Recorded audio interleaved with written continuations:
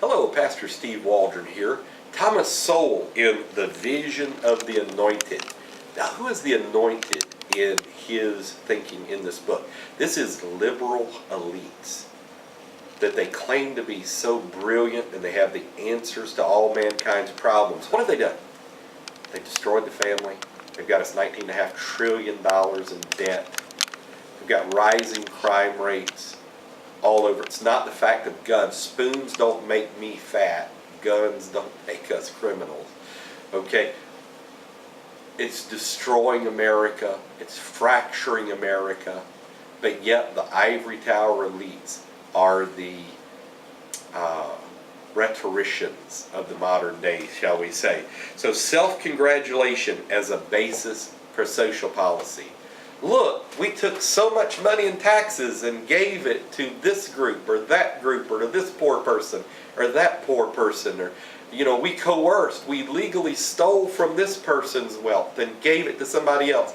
And oh, by the way, we did become multimillionaires in the process, but we did so much good.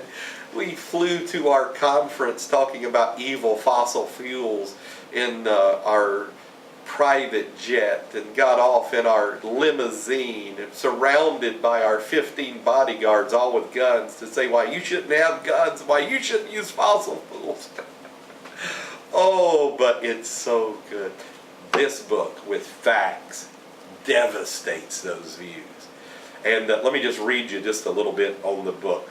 This book is a devastating critique of the mindset behind the failed social policies of the past 30 years, more than that now. Thomas Sowell, who's got a PhD, fantastic guy, former Marine.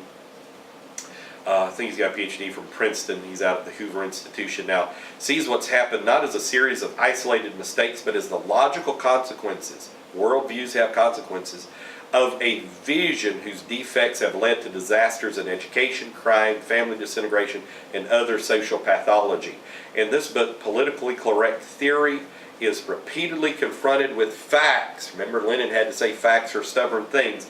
And sharp contradictions between the two are explained in terms of a whole set of self-congratulatory assumptions held by political and intellectual elites. These elites, the anointed, often consider themselves the thinking people, but much of what they call thinking turns out on examination to be rhetorical assertion followed by evasions of mounting evidence against these assertions. We've got to save the polar bears. We've got to save the Arctic ice cap. We've got to do this. Wall Street Journal recommends, Washington Times, on and so forth. So he's had a long career at Cornell, UCLA, Amherst, and other academic institution. He writes great for Writer Syndicate, I think, or King's Feature Syndicate, I can't remember. Writes a couple times a week. Writings worth reading. Thomas Sowell, African American, man, I think this guy should be president. God bless. We'll talk with you later.